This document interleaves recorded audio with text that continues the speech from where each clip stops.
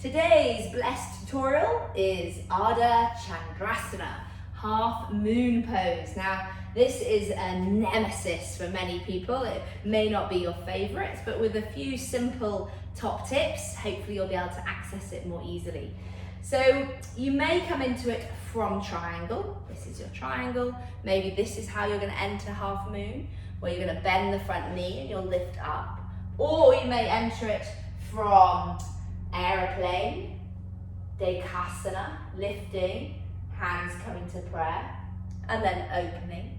So whichever way you come into it, the principles are exactly the same.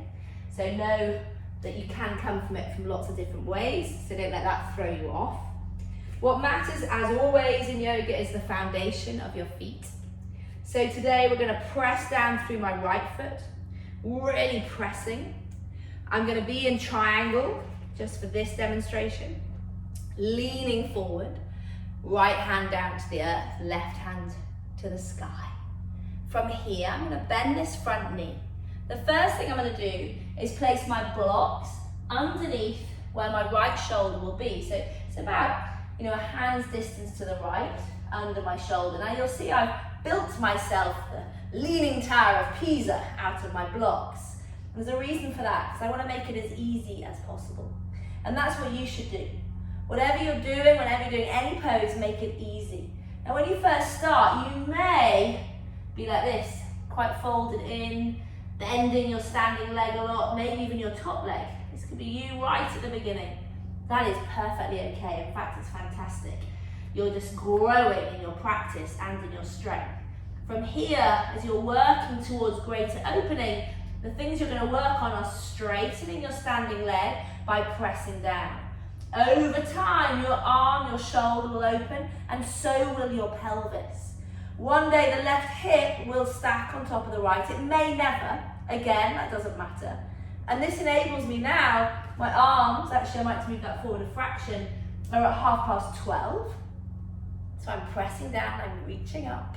And my left leg is straight out behind me. So I have this long line. It's going from the crown of my head to the sole of my foot, to my left heel. I'm flexing in the left foot and I'm really pulling that left heel, the sole of the foot, back and away. My left hand can be on my hip, so you can do that to start with, or the arm can float up to try and get this opening across the chest. And then you extend and you reach. Crown of the head coming forward, fingertips to the sky, sole of the foot stretching away. And then you can slowly come down, but please bend this standing leg. And then just take a nice forward fold. Relax the head and neck. So I'll do it again on the other side, just to show you again in a different way.